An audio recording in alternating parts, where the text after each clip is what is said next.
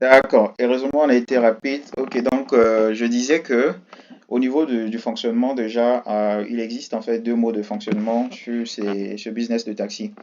Et donc, du coup, vous avez deux possibilités en tant que propriétaire d'un véhicule. Une fois que vous achetez votre bien, vous avez la possibilité d'être vous-même en fait le propriétaire, c'est-à-dire quoi? Vous cherchez un chauffeur, ok, naturellement, vous lui confiez en fait le véhicule et il travaille en fait et chaque jour, il vous ramène en fait la recette, ok? Et là, vous serez chargé notamment de lui contrôler les véhicules pour s'assurer en fait que le véhicule fonctionne bien et tout ça. Donc, voici en fait déjà le premier format. Maintenant, le deuxième format, vous avez la possibilité en fait de faire devenir en fait le chauffeur, le propriétaire du véhicule. C'est-à-dire quoi? Il va travailler et il va vous rembourser en fait l'argent que vous avez dépensé pour acheter le véhicule, plus en fait votre pourcentage ou encore votre gain. Et là, c'est à vous de décider en fait avec maintenant le chauffeur. C'est-à-dire que je peux acheter en fait mon véhicule, j'ai fait un investissement de 5 millions et je vais naturellement faire peut-être un bénéfice de 3 millions dessus, je sais pas, hein, peut-être 2 millions. Vous lui dites, bon bref, donc tu vas me rendre en fait 8 millions. Donc tu travailles jusqu'à ce que tu atteignes en fait ce montant-là et notre contrat en fait prend fin. Ça, c'est le deuxième fonctionnement.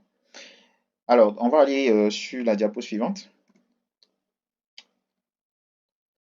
Alors, voici donc la matrice SWOT en fait qui a été réalisée sur l'ensemble du business.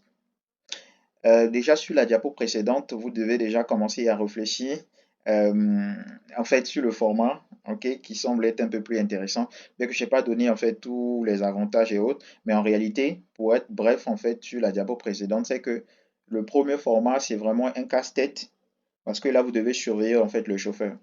Par contre, le deuxième format aussi, on va dire qu'en fait, c'est beaucoup plus simple, mais vous gagnez plus en fait dans le premier format par rapport au deuxième format.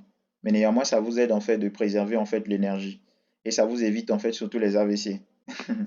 D'accord, donc au niveau de l'analyse SWOT en fait, alors ici, il s'agit notamment d'identifier en fait les forces, les faiblesses, les opportunités, ensuite les menaces en fait du projet. Concernant déjà les forces, c'est qu'il y a une demande en fait croissante, comme je l'ai dit tantôt. Et il y a toujours en fait deux modes de transport. Le transport, ce sont des domaines en fait où on va dire qu'en fait il y a toujours de la demande. Il y a toujours de la demande. C'est comme un peu la nourriture en fait. Lorsque tu investis dans l'agroalimentaire, tu investis dans le vestimentaire, tu investis dans le transport, dans l'immobilier. En réalité, ce sont des besoins, on va dire, qui sont en quelque sorte primaires en fait chez l'homme. Voilà. Et donc, du coup, lorsqu'on se réveille, un bon matin, tu vas aller à l'école, tu vas aller au travail, ou plutôt au travail, tu vas appeler naturellement, en fait, à emprunter un taxi ou encore un bus. OK? Donc, il y a toujours de la demande.